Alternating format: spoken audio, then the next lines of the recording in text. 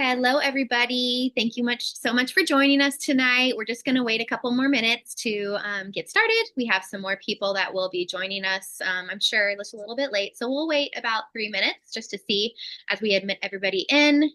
But thank you all for joining us tonight. This is our biggest crew that we've had registered so far for these webinar series, and we're excited to share some education with you tonight. So I'll be introducing Maile shortly, and then Jason, our special guest that we have tonight, and we're excited to have you. So hang tight and we'll get started shortly.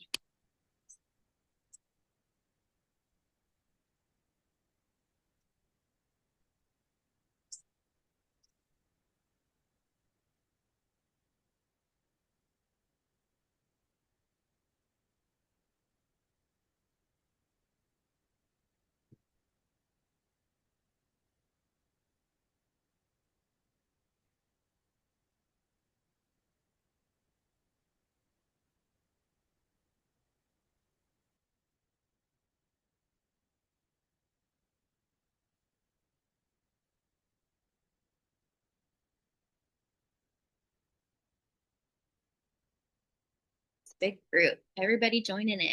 Hang tight, guys. Admitting a few more people.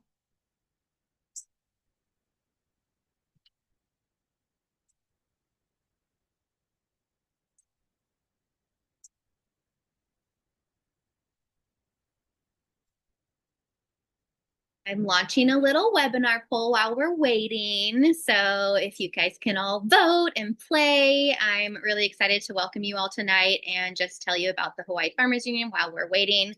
The Hawaii Farmers Union, we represent 16 chapters. They're regional across 6 Hawaiian islands. We were established in 2010. We are the fastest growing state chapter within the National Farmers Union. The National Farmers Union was actually established in 1902. It is the longest standing agricultural organization in America. So something that sets our organization apart is we are a charter of the National Farmers Union. So we have that federal basis as well. So what we stand for is our mission is to advocate for the sovereign right of farmers, ranchers, and fishers to create and sustain vibrant and prosperous agricultural communities for the benefit of all Hawaii. And we do that through our pillars, which our pillars are cooperation, education, and legislation. So you're all going to get a little taste of our education that we provide tonight. Really excited for you to hear from Maile as well from Jason. And so thank you guys all for joining us. And reaching out. Looks like we have, a good mix. So 64% of you are Farmers Union members, 36% of you are not. So you 36%, we would love for you to join our mission. When you do join the Farmers Union, you do not have to be a farmer. I always try to remind everybody of that. You are just supporting your small family farmers and becoming a part of that larger voice. We have over 800 members statewide. So if you have any questions about joining us, put that in the chat, and we'd love to have you on part of our team. End that poll, and I'll do one more poll. Close this guy. This one. So now I just would love to hear where you guys are all joining in from. Like I mentioned, our Hawaii Farmers Union does span all of the islands. So it's nice to see just which part of the islands you guys are joining in from, whether it's Kauai, Oahu, Hawaii, Molokai, Lanai, or Big Island. Oahu. Yeah, that's everybody. Awesome, guys.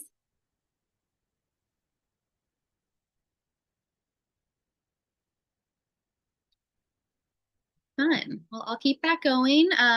But for now, I would love to introduce our Organic Technical Assistant Specialist, Maile Woodhall. She has been helping Hawaii farmers strengthen their certification systems and just continuing education with resources through our Transition to Organic Partnership Program, which she'll tell you a little bit about today. So I will pass it over to you, Miss Maile. Great. Well, aloha, friends and farmers. Thank you all for being here tonight. A special thank you to Ashley to help to organize this event, and a huge thank you to Jason for joining us as our keynote speaker. Before I get started, I thought I would just share a little bit more about the TOPP program and some of the wonderful resources we have for organic Hawaii farmers. So first of all, my name is Maile Woodhall, and I'm the new Organic Technical Support Specialist here at Hawaii Farmers Union under the USDA Transitioning to Organic Partnership Program through TOPS. And alongside my work in agriculture, I'm also a real estate agent here in West Hawaii as well as statewide, really focusing on supporting new and beginning farmers and ranchers. Through our TOPP program and our partnership, we're able to provide technical support for farmers across the state with a focus on grants, loans, business development, certification compliance, and pathway programs to several of our partners. If you're just getting started, this is a great place to begin. Really think of us as like your resource and support. So in addition to our technical support assistance, we also offer a mentorship program that pays participants $500 to be a part of. That's really focused for farmers that want to obtain organic certification or are looking to adopt organic practices. So if you're interested, please reach out. We'd love to support you. Yeah, and so tonight we really are just looking forward to providing you with ongoing resources and support. And before we jump into Jason's presentation, I thought I would do a quick poll. And don't worry, this isn't a pop quiz, there's no wrong answers, but I thought I'd kind of just set the framework for tonight's workshop. So without further ado, Ashley, I'll go ahead and have you queue up those second rule of poll questions. All right, you're all set. Oop, I might have just closed it out. My apologies.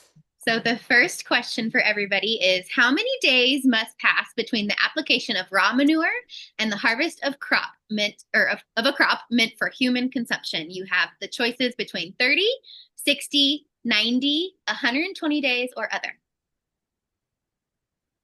So go ahead and take a moment and fill those in, and then I'll go through the answers with you. Ooh, we have a good mixed batch here. Some of you are saying 60 days, some of you are saying 90, some 120, and some other. No one's saying 30 days, nice and fresh manure. Well, good to hear. It's actually a trick question. So it kind of depends on what crops you're producing. So for orchard crops, it's actually 90 days from basically harvest to application of manure. And then for our row crops or leafy greens, it's 120 days. So it kind of really depends. The concern here is more so for food safety and for pathogens and protecting soil. So a lot of times you'll hear a specialist referring to the 90-120 day rule. So that refers to the use of manures. And that's just not only for the application of manure, that would also to pertain to grazing animals. So if you are rotating them within your fields, you would just want to make sure that you're abiding to those regulations. All right, next question. Let me see. I think I have to share it. Let me close the other one first. Stop sharing. Okay, launching here. All right, do you see that one, Miley? Yes, I can. Okay. So go ahead and take a moment and fill in your best answers here.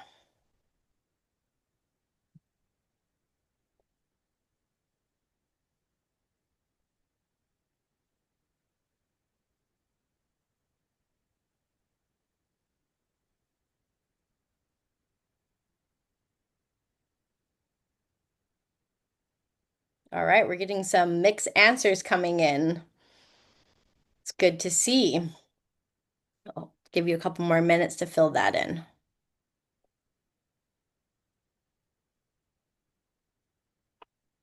All right, so while you're continuing, I'll go ahead and jump into the answer. And the correct answer would be B, which is 131 to 170 degrees for 15 days with at least 5 turns. This would kill pathogens and weeds and seeds and abides the NOP standards. I do just want to reiterate that this would have to do with the use of manure. And so if you're just doing compost or mulch or green waste on your organization or even outsourcing that, there's no requirements for composting if it's just green waste material. This would just be only if you're utilizing manure within your composting system. And we'll go ahead and roll into the last one. Okay, last one's up, everybody. What's the minimum length of time you must keep your organic records? 1, 3, 5 years, or until your next inspection?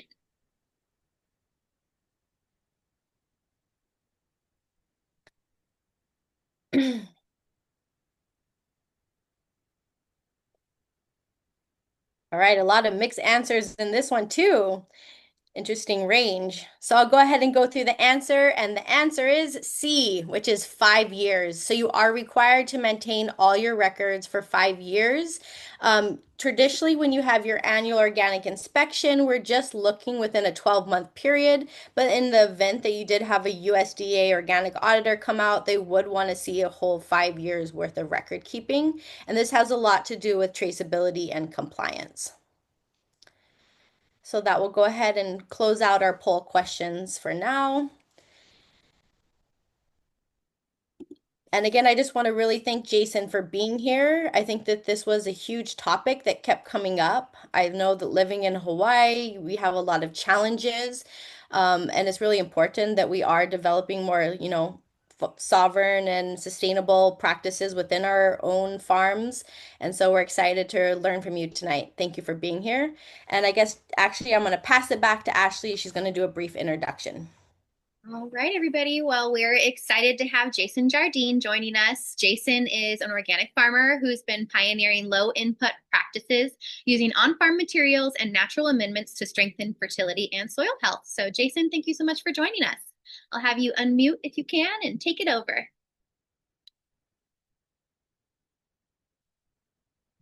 Oh, I think you're still on mute. Oh, you got Okay, it. there you go. Okay, there we go. Can you hear me? Okay. Well, thank you so much. It's a real honor to be invited to talk. This is a topic that is really close to my heart, and I'm very passionate about. Been farming organically for over 30 years, and so being able to sort of talk about my experience and the philosophical foundation and how that was built.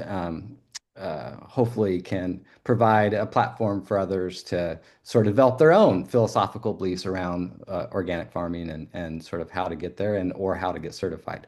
So I'll go quickly through. It says that my journey's been a long journey. So I'm going to try to condense that down. But my background really is what has developed my way of farming today. And I think that's important for those that are listening is that, today we have so many resources around organic farming. There's so many things you can learn on YouTube. There's so many books you can read. You can Google anything. There's a lot of talk about regenerative farming. What does that mean? You have the biodynamic aspect of things. So there's a broad range of information, and in a lot of ways, I feel today it's sometimes overwhelming and it's almost too much information, especially for those farmers that are just getting into it and or trying to transition. I have a farming institute that I founded here for young uh, sort of underprivileged kids that either couldn't go to college or didn't have the resources that want to come and learn a trade. And so I've learned a lot during that process. And those are 6 months exercises that we do with them on the farm. So they learn carpentry, electrical, plumbing, farming. I try to provide a foundation of sort of soil health and biological structures.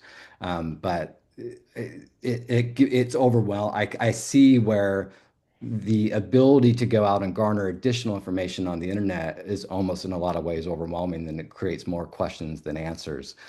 So in my journey, I think what urging everyone to do is really develop a philosophical sort of belief system around how you want to treat your land and your farm and what are your overall intentions. The organic piece of it today is actually quite simple. We have so many certified organic materials to combat pretty much any fungus or insect disease that we have for most of the crops that we're all growing. It's just really when to use them, why to use them, and is even though it's certified organic, is it still the right choice for you and what you're trying to accomplish? And then you got to consider the overall impact on the carbon footprint associated with the implementation of those products and how are we as a group as farmers going to unite and in an approach to fight climate change and all the other challenges we're having with reduction of labor and everything else.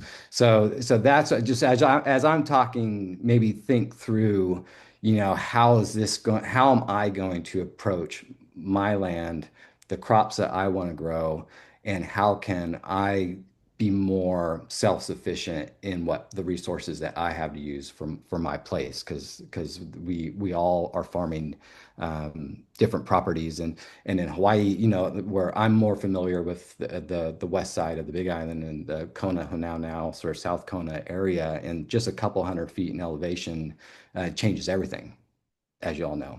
And then is your property, has it been graded and or not? Are you dealing with boulders or you have relatively flat ground? So there's a lot of that changes kind of your whole approach on creating a sustained fertility program. So my journey started about 30 years ago, 1990, when I was just 13 years old, because I grew up in a household with drug addicts and gang members. So I left my home when I was young, around 11, and moved in with a friend of mine. And then when I was about 13, I met a gentleman that came from a similar background, that had a farm in Northern California, and offered me to go work for him up on an organic urban flower farm. So we're growing mostly dahlias up in that area, and then and a ton of herbs for restaurants and for farmers markets and things like that. But it was a big property. It was 34 acres at the time. And so I was 13-year-old kid, knew nothing about anything, of course, didn't go to high school, and spent the next 5 years really just doing farm work, and trying to support myself in that way. When I was 17, I met my wife in Yosemite National Park. And then when we were 19, I was 19, we actually moved to Oregon, and I started to work with vineyard management company and orchard management company up in the northern part of Oregon, the Willamette Valley. And we planted several thousand acres of vineyard and orchards and a lot of blueberries up there. Well, the vineyard management company wasn't focused on organics.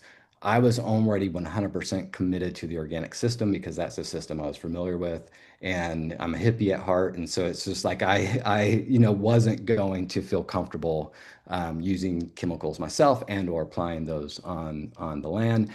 I had a unique agreement where a lot of the owners of the properties that this vineyard management company was working with wanted to farm organically. And the young guy that owned the company didn't have any background in organic farming. So I kind of by default got into that position as their organic farmer. So I got to develop and manage all the vineyards and orchards that wanted to farm organically. And again, this was 1996, and before the internet, really. So there was very little access to information around how to implement an organic farming system, as well as we didn't have any of the resources, fungicides, insecticides, and things like that you have today access um, to combat the same challenges we had then as we have now in an organic way, which forced me to kind of develop my own system around how to approach that. And so that experience in Oregon lasted for about 4 or 5 years. 2002, I got hired by a venture capital firm to plant vineyards and start wineries for them in Northern California. And so we moved back here, and they were really adamant about biodynamics because in our industry at that time, the biodynamic scene was starting to become popular. And so I was really fortunate because I had adequate funding with this company to really garner all my research. And so I'm not an academic, I'm not a scientist, I'm just a farmer.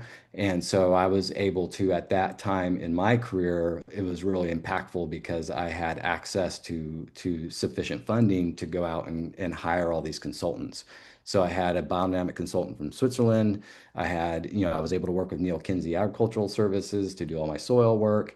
And I was really focused on garnering as much real information on the impacts of what the practices that I were implementing and how were they garnering fertility. Was I maintaining and retaining fertility year over year? And then, what was working and what wasn't, essentially. And so that kind of led to the transition away from the typical organic system that I was implementing at that time, which was pretty heavy on compost. I was making about 2,000 tons of compost a year to apply to our orchards. That's a lot of compost, it's a lot of manure. And because that was what everyone did. I mean, an organic system, it has traditionally been so focused on the implementation and application of compost. And my thought was is that was the only way to garner the fertility that I wanted to sustain the crops that we wanted to grow without the addition of any other synthetic fertilizers. And this was all kind of before you had access to organic bagged pelleted fertilizers. They're now we have bat guano, we have all these 654 mixes and everything that are chicken pellets and everything else. So you have really good access to organic fertilizers today. The question is because you have access to those organic materials, is it still sustainable and is the global impact to the carbon footprint associated with those products any less so than something else, even though they're organic, which of course is always going to be a better option than a non-organic option that's created from petroleum byproducts and other synthetic materials. So the organic option is always the better option, but it may not necessarily always be the best option.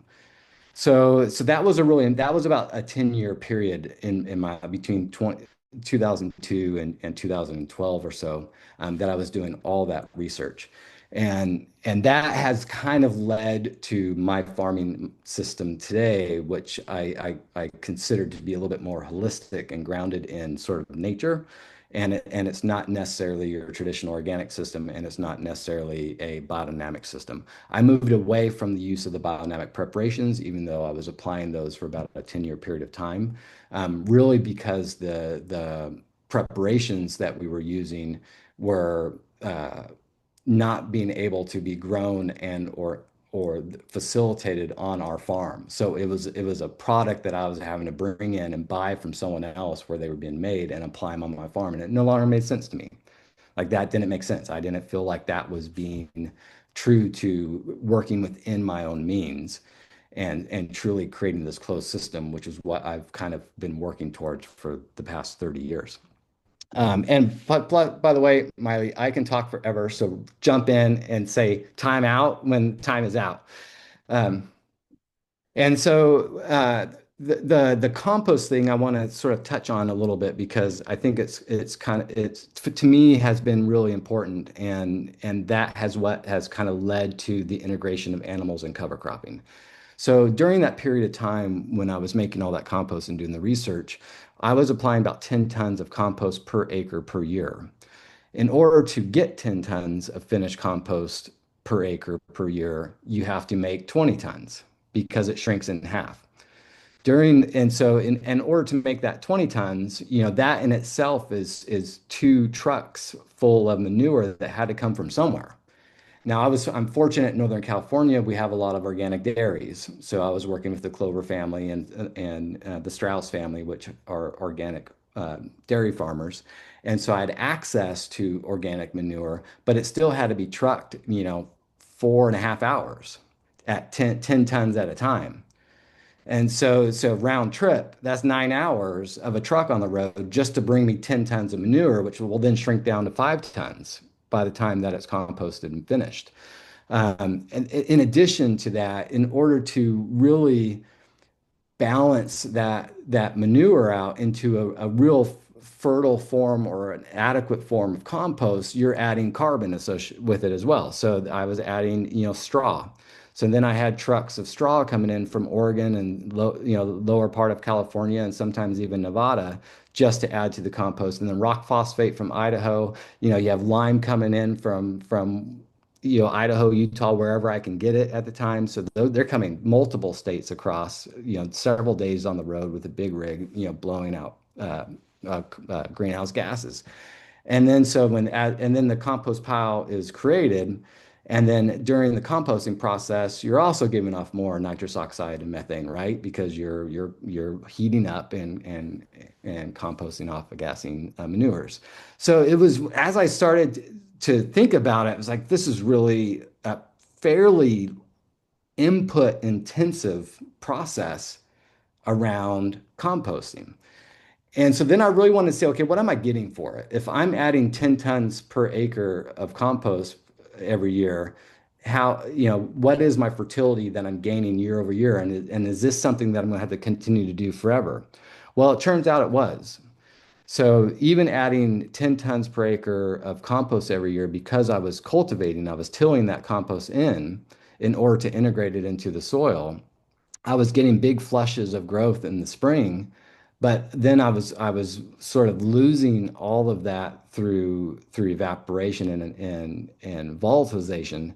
And then the here, because of our climate and how dry it is in the summer, we're getting the solar radiation just destroying our biological activity within the soil because the soils are bare and they've been cultivated and tilled.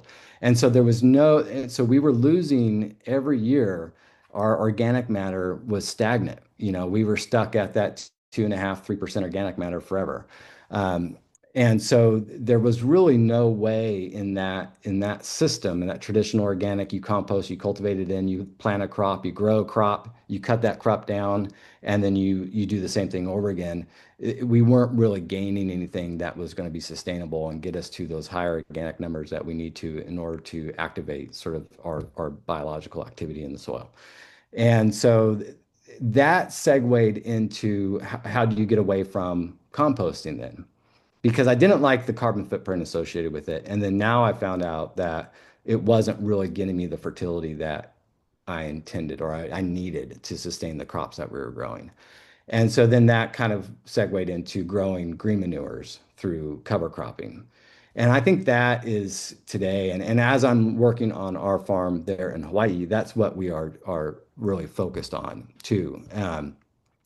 And so what I found by going to a crimping and cover cropping system is that within 3 years, we went from 2.5% to 9% organic matter, and it eliminated all other inputs. And so just because we were armoring the soil and we weren't getting that solar radiation killing our biology, our fungi to bacteria ratios were getting better, where we were getting much more fungi developing rather than bacteria because with the annual addition of compost, manure-based compost, our bacteria levels were just continuing to compound. Which then is preventing enough fungi from being developed. And fungi is what we're all really looking for when it comes to healthy soils, because that's where that's um, your sort of neural link between soil, plant, and fertility. It's that symbiosis. Um, and so as I then moved away from that and sort of did the research and was able to quantify my thoughts associated with it, that kind of then moved me around 2012 to 2013 to develop the system that I have today. And then I've tested that over a huge range of crops. I have 5 acres of vegetables on our farm here currently, 46 acres in orchard. And we have cows, sheep, chickens, geese, ducks, and our guardian dogs. And so there's a way to achieve the same goal by utilizing what you have on site in all those different types of systems. You just need to make some adjustments based on the crops that you're growing. So today, what I'm really trying to encourage folks is just to get away from the tillage system if you can. Don't leave any bare soil anywhere. It doesn't matter where you are in the world. Bare soil is bad. And in Hawaii, the challenge we have with volcanic soils, and here in California, it's been quite interesting because the last 20 years or so, I've been farming purely volcanic soils on the Mayacamas Mountains, and they drain vertically the same way as our soils in Hunau now drain.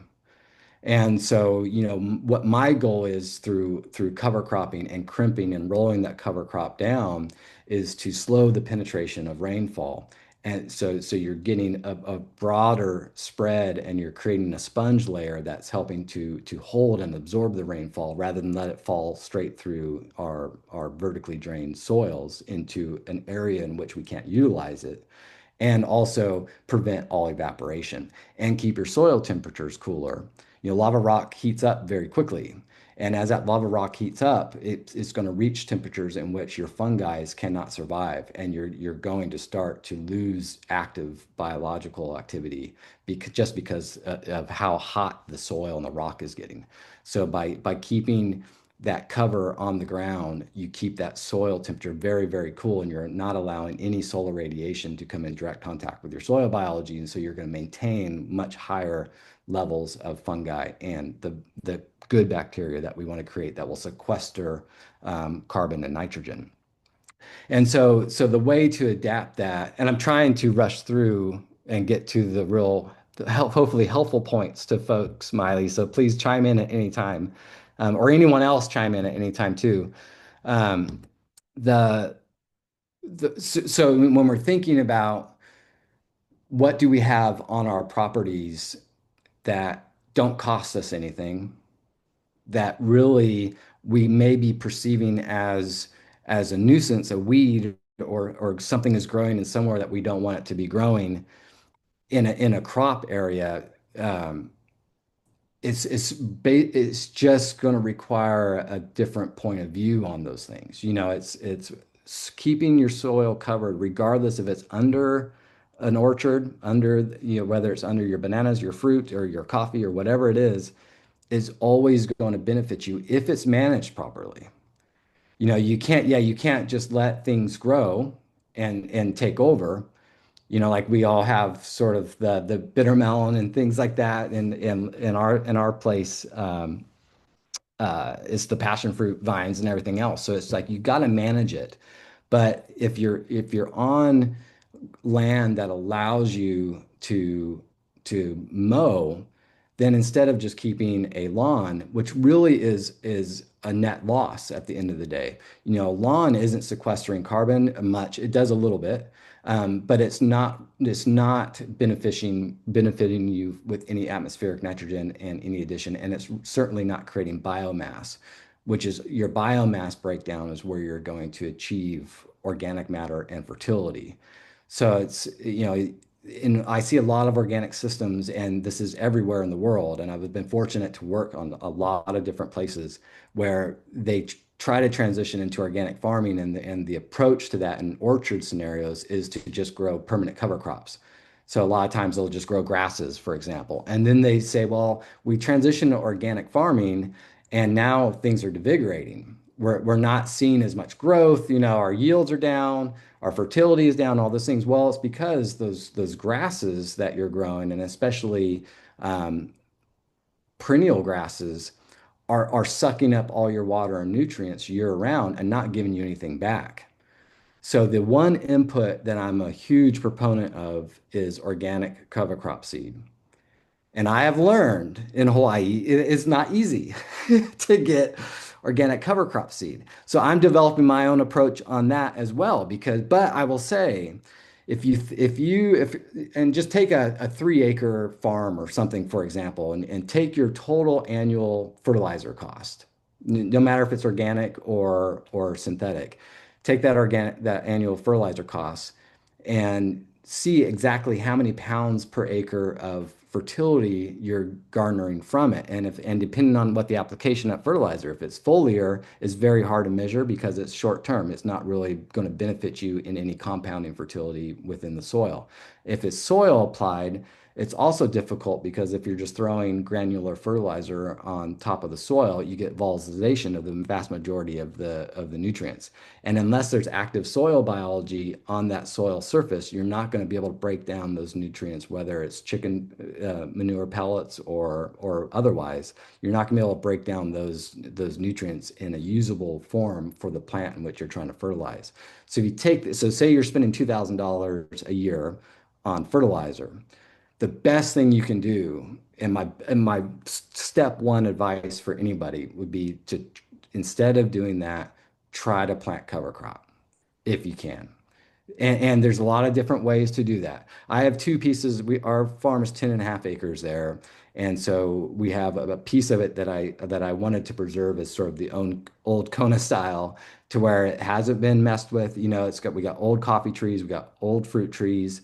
It's very rocky. You can't get a tractor in there, so there's no way to really plant with the cedar, cover crop, or anything like that. So what I've done there is went ahead and distributed seed, and instead of viewing those weeds as a nuisance, every time I go out and weed whack, all I'm thinking about is I'm creating soil, I'm creating fertility, I'm creating fungi, I'm creating balance within itself. And that's not a lot of effort if you think about it. If it's an acre or something, the cost to have either to do that yourself or to have someone to do that, again, is far less than what your fertilizer cost would be. And I guarantee over a 3 to 5 year period of time, you're going to have more sustained fertility in just a simple practice like that if you're growing the right cover crops. And I would do something as a mix between legumes and cereals. So if cowpeas, crotalaria, if you have a stronger weed eater, you can do crotalaria or cut it when it's smaller. And that sun hemp is the other name for that. And then annual rise. Do annual cereals is my other advice on that, because annuals have a much more aggressive root system, and they're gonna dig deeper for you much more rapidly. You're going to get a lot more biomass growth quickly with it, and they're less likely to become a sort of a noxious weed. So I really am a huge proponent of annual cereals, and then I always throw in a distribution of clovers. I really love white clover. Um, and crimson clover is great too. That it seems to be easier to get on island, crimson clover. I have been able to source white clover as well. Um, but crimson clover seems to be a little bit less expensive and good. The so if you can get the equivalent of say 50 to 60 pounds of nitrogen per acre just through chopping cover crop down and letting it maintain, the what you get in addition to that, which is also way more than what you would get in terms of an effective organic fertilizer. It would cost you a fortune to apply that many pounds per acre of nitrogen in an organic fertilizer pellet.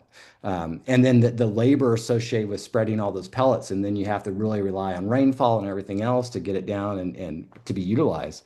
But if there's no cover on the ground, anyhow, you're going to get mostly volatilization. And then also it attracts rats and everything else too, which we all don't want. And the mongoose also come and eat a lot of it. And the feral cats, which I've learned a lot about. And the pigs, that's a whole nother thing. So all those things attract all those things. But one thing that doesn't, guess what? Cover crops, right? And so that it works here. It works in England. It works in Chile where I've worked. It works in France where I've worked. It works in Canada. Works in North Dakota, right? So it's not really something that is climate or soil specific, but what it is philosophical specific. You have to believe in that. You have to believe that the effort that I'm putting in, and I don't care if people think it looks messy, or though it looks like weeds, or it doesn't look like I'm taking care of my beautiful orchard rows. The best thing you can do is let it grow 3 to 4 feet, cut it down. Let it grow 3 to 4 feet, cut it down. That it's massive and massive amounts of free usable fertilizer that will turn into free usable soil, which will turn into, a wealth of biological activity, which then will go out on its own and mine nutrients for you. So this isn't something that you have to do every year necessarily. And because of the expense and the challenge of getting organic seed to the island, CCOF will allow you to use non-certified organic seed, and especially in our situation on island, right? So even though I'd rather not, um, I think it's still a better option during a transition. If you're willing to be patient and source organic seed, amazing. The more organic seed growers we all support, the more organic seed growers there's going to be, because they need to know that the demand for their seed is there, and we're willing to pay, an extra 30, 40 cents a pound for it. It's worth it, I think. But the other approach to it there versus other places in the world where we have a little bit more annual growth and rainfall, we don't have frost to contend with and everything else. So if you allow that first seeding to go to seed before you cut it, you're self-seeding, right? So which is another reason why I would be a proponent of annuals when it comes to cereals. So and some legumes. So like your clovers are going to be a perennial legume. Those are going to work for you all the time. I think they're better than say like perennial peanut and things like that because perennial peanuts they're going to take over and they're going to choke out all your other cereals. It's going to be really hard if you have a fully established perennial grass system and or perennial peanut system. It's going to be really hard to get a cover cropping system there established. And even though perennial peanut is a legume, without a carbon source associated with it to grow with it, you're not going to be sequestering as much carbon, which means you're not going to be converting as much of that atmospheric nitrogen into a usable form for the crops that you're growing. And it can ultimately be as well devigorating, depending on how you manage it. So, I'm a huge proponent of like cowpeas, the curtilarias and clovers for there, as well as buckwheat and cereal or rye, whatever cereal is going to work in your area and isn't going to become an issue for everyone else around you. Um, and then the other on farm resources that I have found to be super helpful is anything that you can use as a mulch material, again, which is free. So when you're looking at your orchards, investing in a small chipper is always a great resource and I would chip in place. And if you have a flail mower, put those prunings down in your cover crop. And if you can add all that pruning material down in with your cover crop, that's adding another carbon source. It's only going to create more fungi. It's only going to create more fertility, and it's only going to break down into more soil and organic matter. So instead of taking all those prunings off farm and throwing through a chipper and then hauling those off farm or to the waste facilities, keep everything you have on farm. If you have macadamia trees, golden, right? The mac nut husks are amazing. And whether you compost them or not is up to you. But I'm a proponent of composting in place versus composting in piles. It's easier, it's less expensive, and I think it's more environmentally sound. So if you have macnut husk or your pulped fruit from coffee pulping and all that, instead of trying to compost it, just spread it. Just spread it out on the farm. And if you rotate those areas every year, and if you can get to everywhere within 5 years, that's a beautiful mulch rotation because you don't want to necessarily mulch to where you're preventing your cover crop from growing anyhow. You're just mulching to include a diversity of carbon sources and a diversity of bacteria and fungi. Um, the other great thing to do that doesn't cost you anything that is really effective are teas. But that I have found to be a little bit more resource dependent, and you have to really enjoy doing those things. They take time. You got to, use a backpack sprayer or sprayer on your ATV or tractor and apply them. But foliars are very, very effective, and especially if you are so say you're spraying Bavaria for the coffee berry borer. It's organic, right? I'm not a fan of it because I think it disrupts natural cycles. And same thing with oils, like mineral oils. I'm not a fan of oils because oil is essentially an insecticide. So I want as much insect diversity as possible to maintain predators and create some sort of equilibrium and balance. So I don't use products like that, even though they are organic, because they go against my overall sort of system. But if you are spraying things like that, that's a great opportunity to throw in a tea, and it could be a tea of whatever. I mean, comfrey is one of the world's greatest teas. So we grow comfrey very well. So you can, just make a tea of comfrey leaves. It doesn't cost you anything. It has really high silica. That silica really, really is impactful to plant health, and it also helps to detour fungi. So it's a kind of a natural spray for rust and other things as well, and it's great on avocados. So, there's if you just gotta like if you think about looking in our native lands, and whether it's in Hawaii or anywhere around the world, if you look in an area that's thriving, and if you just think very basically, why is that? Like, no one's going in there and weed whacking, no one's going in there and adding fertilizer, no one is going in there and pruning or doing anything. And it's thriving. There's complete balance. There's multiple layers of the canopy. There's no disease, obvious disease, because it sort of self-corrects itself. So this kind of leads me to my last point, Maile, is the integration of animals. In all those native ecosystems, uh, the introduction and influence of our native animal species is absolutely critical. As farmers, we tend to put fences up and don't allow anything in because we don't want them to eat our stuff, and I'm guilty of that because I thought when I first moved to Hawaii that, okay, I'm gonna integrate the pigs into the system.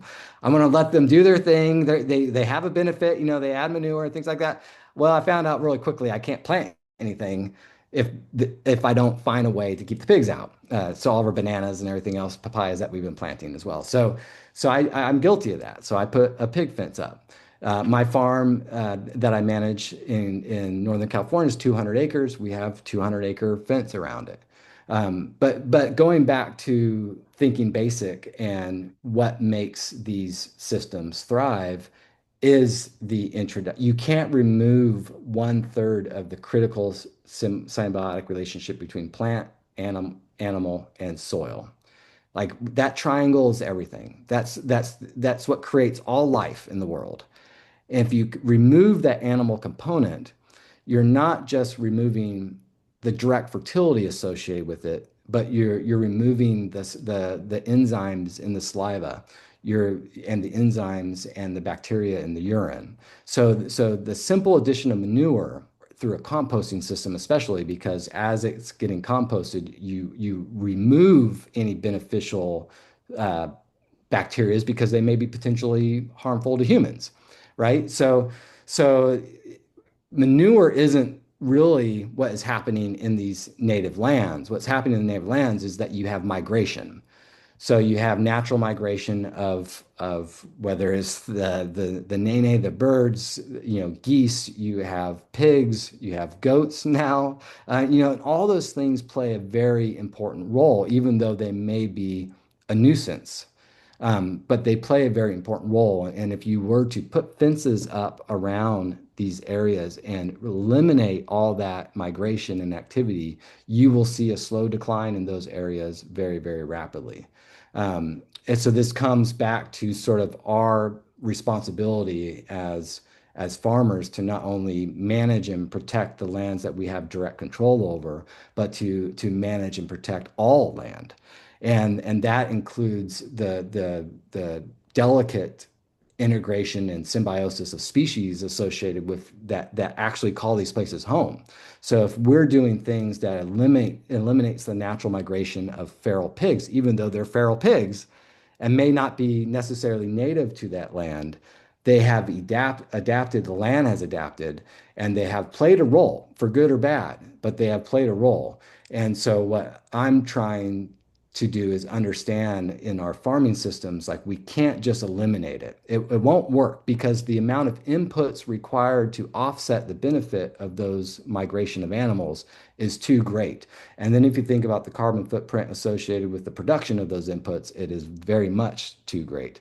So that has what led me in 2005 is when I started to integrate grazing into all of my systems. So all of our orchards are grazed with cows, pigs, chickens, geese, ducks, and sheep. And they go through a migration. And so we migrate them every day or two during the off season. This is in Northern California.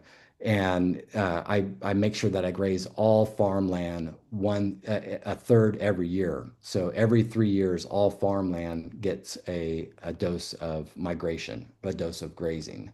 And it doesn't matter if that's in row cropping for vegetables or if it's in orchard systems. It's all treated the same. Now, what we do after the animals go through is very different in growing beets and cauliflower and carrots and everything else and corn and tomatoes than it would be for orchard fruits. But the migration still happens. And so on our farm in Hawaii, the what we're integrating is that same style migration, but there you can graze year round versus in areas in a much drier climate where it's just not possible without large amounts of irrigation and things. So there, it's just a matter of scaling down, and what we can do is feed our family and hopefully spread that food out to the local community through a very thoughtful migration of whether it's sheep, because I think sheep are very well suited to my system, and ducks and chickens. And then you have eggs, you have meat from the sheep that you can rotate every 6 to 9 months, and you just scale that size of animal introduction down to the appropriate size of acres that you're farming, so you're not overgrazing anything. And then now all of a sudden, instead of going out and with a weed whacker and or mower, you're integrating animals to devour that cover crop and drop manure and urine, and their saliva reinvigorates the growth of the remaining grasses and cover crop that they've been grazing on, and you get much more rapid regrowth, and that system starts over again. So the integration of animals, I believe is my way that I've been able to become completely 100% self-sustained within our systems. I bring nothing in from off farm, and we have some of the most fertile, high quality fruit in our area. The only thing I bring in is cover crop seed. That's it. Amazing. Thank you so much, Jason. That was super informative and really inspiring. I think at this point we'll go ahead and open up Q&A. I'll let you guys ask Jason directly, and then I'll kind of go through the chat. Some of these are more like certification directed, but if anyone has any burning questions they'd like to ask Jason, go ahead and unmute yourself and jump on there.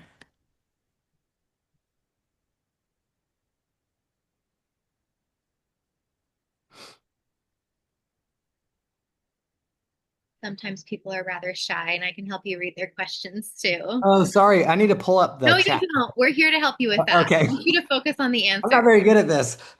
No, you are. So I'll start you out with just like an easy one. We had a couple people asking for if you recommend specific cover crops. So, do you recommend Sudan grass, and do you recommend perennial peanuts for cover crops? Yeah, so I spoke a little bit about perennial peanut. I think perennial peanut is great, and it kind of will depend on, again, your own personal philosophical approach to it and what you have, what you're farming, and the access to labor you have and everything else. So perennial, just know, and if perennial peanut is invasive in a way of talking about it, right? In that it spreads very quickly. It's part plant, part vine type of thing, and it gets very, very dense in its root structure. So because of that, you're not going to get a lot of diversity, right? If you put perennial peanut down, it over time, unless you really, really work hard to control it, it's going to become a perennial peanut carpet. And that is beautiful. It's easy to maintain. It doesn't grow too high. It doesn't require a lot of mowing. It's super nice to walk on barefoot. I mean, I love perennial peanut for so many reasons.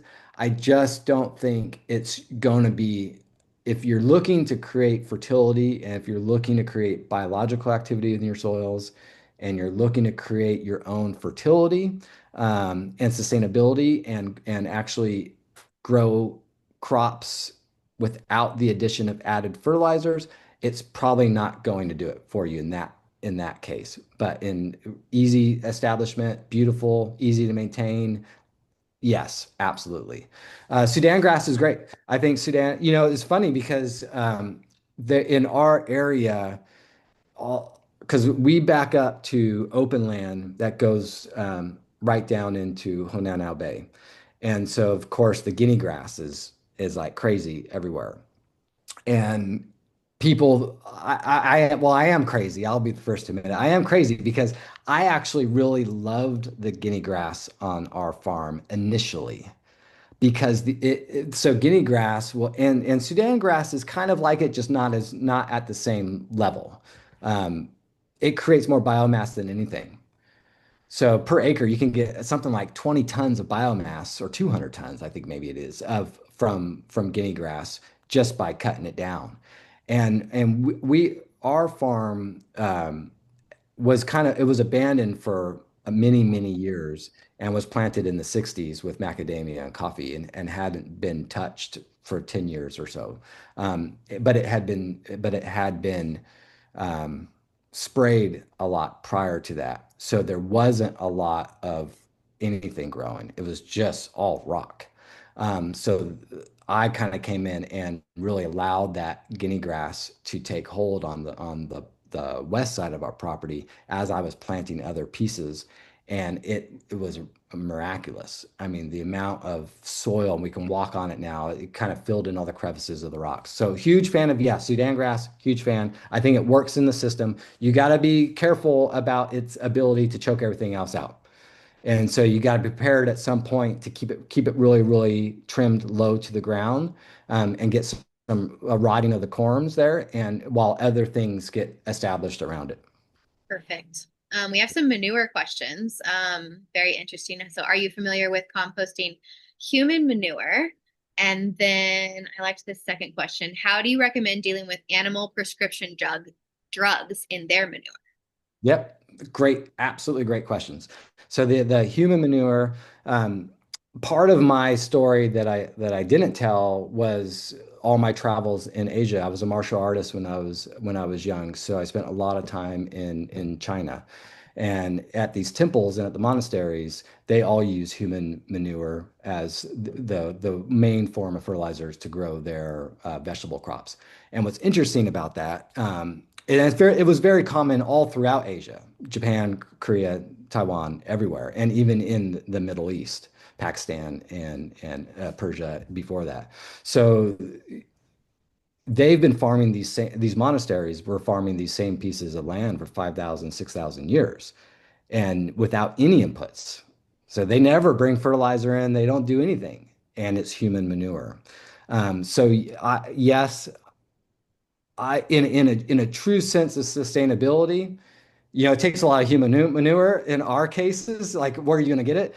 But if you're homesteading and you're really looking to maximize the yield of things usable on your farm, human manure is absolutely one of them. You just got to make sure you treat it properly. But yes, nothing wrong with human manure. Antibiotics, I don't. So CCOF. So I'm certified through CCOF.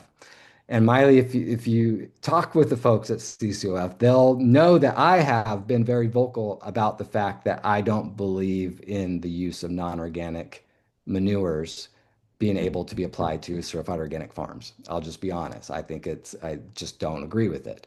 And so, yes, I think the addition of antibiotics and everything else that we treat our cattle with, um, is a problem in manure. And I don't believe that the composting process removes those issues.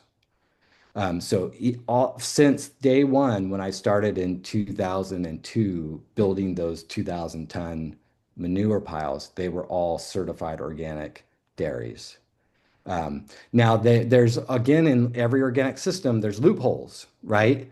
So it doesn't necessarily always guarantee you that there wasn't at some point an antibiotic used or something used to treat the health of an animal. There's just enough time between when that was used and the addition of the collection of the manure, right? Or if it was being slaughtered, the same thing. It was, 45 days or 60 days post the addition of those things when the animal is slaughtered, and therefore now it's sort of suitable for consumption. I did just want to jump in on that a little bit to touch upon it. And I do agree that a lot of these backyard homesteaders have been really successful with their own like human manure and treating that within their operation. But I do just want to highlight the fact that unfortunately, human manure and sewage sludge is not allowed for organic certification. However, a lot of people do have split operations that maybe they're doing their own types of like different production for home consumption, and in that case, they can do it. I also know that the Maui County has a really incredible treatment system. There has been some talk about possibly approving some of their materials. So again, as he's talking about, there are some loopholes in it, but for the most part, unfortunately, that wouldn't be acceptable for certified organic. However, is, as you shared, a wonderful resource. Um, and yeah, and then the other one. The antibiotics and The stuff. antibiotics, yeah. Yeah. So just as he shared again with these loopholes, that isn't something necessarily the certifiers are looking for. So you can be sourcing from conventional operations. However, I do agree with Jason that a lot of times those residues are still in the compost. Extensive testing can be done, and sometimes, there are unannounced inspections where we do sampling. And in that case, in similar cases, we have actually found residue that was left over from that types of manure that had that sort of treatment in there. But unfortunately, right now, and depending on the certifier and kind of their take on it, right now, they're not regulating that as much internally. Yeah, and I'll touch on that too a little bit, Miley, because I think it's good for those folks that can do it. And sorry I didn't mention about that of human waste too. I know you can't be certified with the addition of using human waste, but to your point too, I mean it's just kind of as a greater um, context around fertility and self-sustainability, it can be a component. But the other challenge that I think a lot of folks are having with getting large sums of manure, and this is probably less of an issue on Hawaii Islands, just because you don't have these massive feedlots. But here, I work with a lot of organic certified organic farmers, and we're seeing a lot of heavy metal contamination in the manures. That does not go away at all. Actually, gets concentrated during the composting process. So those folks that can send those samples out for analysis of anything that they're concerned with, I think it's very, very worthwhile. It's not that expensive. It's a challenge sending things off island, and I wish the Hilo lab was operating. And I don't know if you all have information on when that will start again, but we really should have a lab on all the islands to do simple analysis because that would be able to allow people to make their own decisions around what they should and should not be using for compost sources.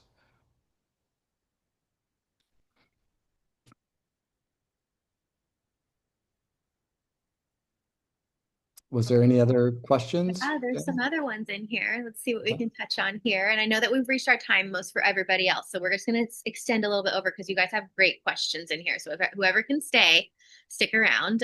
Rebecca had a great question. I know you stated you're only bringing in cover crop, but what about food for your poultry? Have you cracked the code on how to grow a proper diet for your birds? Creating a closed system is a major goal of mine, but importing poultry feed has always been a major limiting factor for me. Yeah. So here we grow our own poultry feed. So through in our vegetable crops, we try to grow a lot of corn and then we harvest grain seeds. And then because they're out and being moved throughout the 200 acres, we have a lot of forested areas.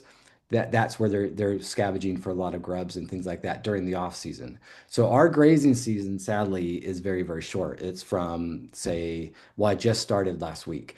So it's from mid-October to say early March. So at best it's 5 months, but since about 10 years ago, the grazing season's starting to shrink and shrink because our rains are coming later and our rains are stopping earlier in the spring. So it's compressing and bud break. Once our bud breaks on our crops, we move all the animals out. So once the trees start to bud out and once the grapevines start to bud out. So through a rotational grazing system and growing as much of the grains additions as we can. What we will supplement with sometimes is a mineral mix. So we will get occasionally a mineral mix, and then also oyster shells for the chickens. But those are all things too that you can go out and source on island. They don't have to be oyster shells, so there's a lot of alternatives, and I think those are all great things to look at. But yeah, the addition of the poultry feed is very, very challenging, as well as here we have the challenge too of feeding all the other animals, the cows, the pigs, and sheep. So trying to grow enough on farm to sustain those animals year round is always an annual challenge. But we so far, knock on wood, have been able to do it. But we also keep our flocks small and we harvest them.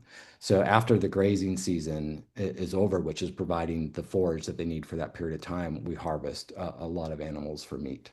And that I feed all of our staff, and then the local community will donate to there's a local uh, um, like kitchen for the homeless shelter nearby us, and so we supply that kitchen with all of our extra stuff too. Awesome. There was a question on where you folks can get cover crop seeds. I did put in the chat to remind everybody that HFU members do get 10% off of Johnny Seeds. So if you do reach out to Johnny Seeds, that's an amazing discount.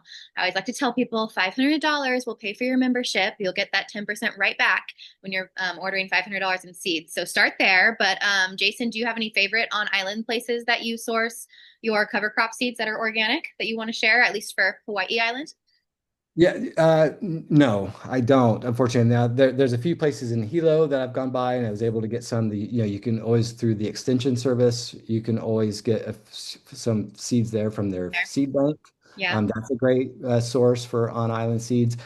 It's been really magical for me because people are so generous and willing to that's the way share. here. That's very different than here, I must say. Not to offend my friends here, but everyone has been very, very generous and willing to share. And so I think you just start talking to people, and if you have something, then go out and say, "Hey, I saved some pepper seeds this year. Do you happen to have any kabocha squash or whatever you want?" I think that is the way that if there's a way to create like a community exchange, that's going to be ultimately the best way because it's just too hard. Now, I'm a huge sourcer. I source 9,000 pounds of cover crop seed every year. And I have to, because I'm only buying certified organic seed, I have to scour the earth for it. I mean, it's very, very hard. But all of my vegetable crops come from Johnny Seeds. So I'm a huge fan of Johnny's. I think it's great family-owned business. Unfortunately, it's in Maine. So, it's just, that's the way the world works. We have to ship things, 10,000 miles or however far it is to get it to the island, but they are a great source. They have wonderful organic selection of everything. They just not always may be suited to our environment. So, you got to kind of do your own research on that and see what's working. And that's where a local community seed exchange would be really impactful because most crops, and especially annual crops, mutate and evolve quite rapidly. So, if we got a pepper plant from Johnny's or seed from Johnny's 5 years ago, and I've been growing that and saving the seed every year, it's going to be a very different type of pepper plant now than it was 5 years ago. And I think that's a real special thing to share. Of that. A couple more asks, pigeon peas and lemongrass. Are those cover crops that you're familiar with or would recommend? Yep. So I planted a bunch of lemongrass. Lemongrass is kind of hard as a seed to plant. So you have to plant it as like a little rhizome, similar to ginger or turmeric. But lemongrass is amazing. It's a very slow grower. Slower, I should say. It's not going to be as fast as Sudan grass, and especially not as big and prolific as Guinea grass. And it's not going to grow as quickly as your cereals, buckwheat, barley, rye, and things like that either. But it's a great thing to integrate. Diversity is everything. And so I wouldn't just choose one thing. If you want to utilize some lemongrass and or share it with friends in local restaurants or whatever you want to do, absolutely. It'd be an amazing thing to incorporate into your cover crop and or even intercrop it with your coffee or fruit trees. So there's so much you can do with all of these things. Just again changing that mindset of letting things kind of adapt and integrate into an overall system rather than forcing one or two things into it. You kind of get as much diversity in the system as possible is always good. um, Pigeon pea is great. Yeah, pigeon absolutely. Just like cowpea, pigeon pea is going to it's easy to cut, grows quite rapidly. It captures atmospheric nitrogen. But remember on these legume crops like pigeon peas, cowpeas, clovers, and vetch and all those things, is that you need the rhizobium, you need the bacteria in the soil in order to actually create the nodules that are going to capture and store the atmospheric nitrogen and then re-release it into the biology to be usable to the crops that you're actually trying to grow and or even feed organic matter. That's the other important part of growing cover crops is also to feed your organic matter, which is a high consumer of nitrogen. So, if you don't have those crops or have never added the bacteria to your soil, I would urge you in the first, 2 to 3 seedings, and particularly with clovers, is you add the bacteria. The farm store in Kona has it. And so does the farm. No, they don't have it at Captain Cook. It's only in the Kona location. And you can get the bacteria there. But yeah, and that bacteria will change if you're growing peas versus clover. So make sure you get the right bacteria. And you could order that from Johnny Seeds as well. Yeah. Yeah. What about biochar? Do you have any thoughts on biochar? Somebody asked. Yeah, yeah. So I've used biochar. I've made biochar. I've moved away from it here because of the risk of fires. There's been a lot of people that have tried to make their own biochar, and in California these days, it's risky, and they have created a lot of fires on their farms trying to do it. But absolutely, biochar is great, and even just ash. Ash is great, but we're just not in an area where we have access to a lot of that. It's not cold, so we're not burning fires very often. Yeah. And then to do that, you really have to make sure you check with the your county supervisors and fire marshals and everything else. So I think biochar, man, it certainly is a good thing. Just got to be aware of the risk, and it's quite labor and resource intensive, and then you got to make sure you preserve what is great about it during its application as well. But if you have access to biochar, it's a great component to add into what you're doing. Awesome. Well, I think that we hit everybody's questions except for one. Maile, you might be able to answer that DOE question. Are farms located on DOE properties eligible for organic certification? That was an interesting one. Yeah, so you definitely can certify like leasehold operation. It just is going to depend on basically the site history. So you would have to just verify that no prohibited materials have been used there for 36 months or 3 years. So you would need to have somebody to vouch for that to sign off on the site history affidavit. If that site has been under your management for that long, you'd have no problem signing off on it. Otherwise, it might be a little bit trickier to obtain that. So we can definitely certify operations, like I said, that are under a leasehold. Obviously, we definitely encourage you to have a longer lease on there so that it is beneficial to obtain the certification. But I have seen, a lot of turmeric producers that kind of are always switching new sites every 6 months. So it's definitely doable. And we're happy to assist you if you want to reach out on more information for that. And I did just want to circle back to the biochar, which I'm excited to announce that we also have Eric Collins confirmed for next month's webinar, and he is going to be presenting on biochar and talking more about that. So definitely stay tuned for those announcements, and hopefully you all can participate in that one.